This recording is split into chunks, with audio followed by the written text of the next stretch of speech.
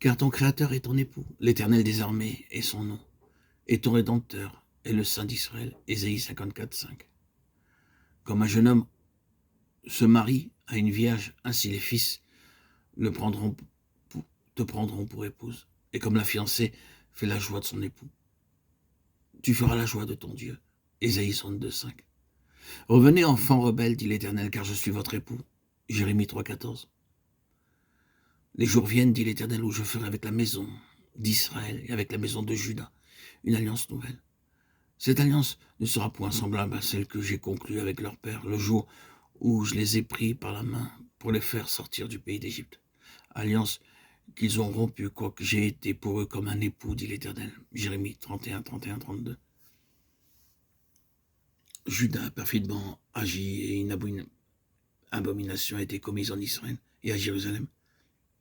Car Juda a profané ce qui est consacré à l'Éternel, ce qui lui est cher, et il a épousé la fille d'un dieu étranger.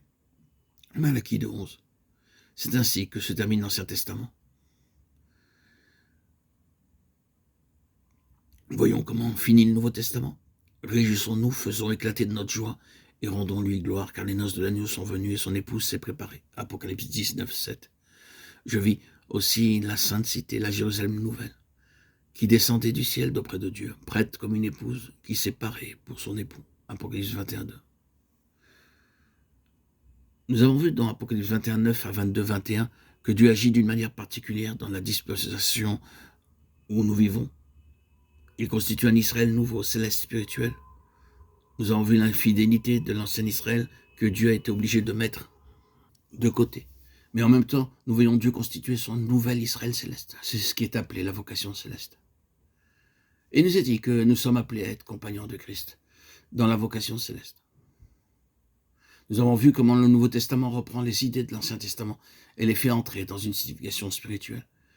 Les titres donnés à l'ancien Israël sont dégagés et reportés sur le nouvel Israël, car bien que Dieu doive abandonner un instrument qu'il avait levé, il n'abandonne jamais sa pensée, il n'abandonnera jamais son intention. Et s'il ne peut pas réaliser son dessein par un instrument, il l'accomplira par un autre.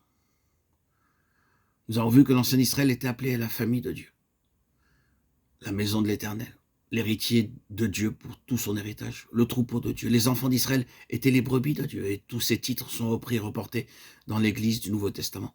Le nouvel Israël céleste est la famille de Dieu, les enfants de Dieu, la maison de Dieu. Et sa maison, c'est nous. Hébreux 3, 6. Héritier de Dieu et co-héritier de Christ. Romains 8, 17. Le troupeau de Dieu. Je suis le bon berger. Jean 10, 11.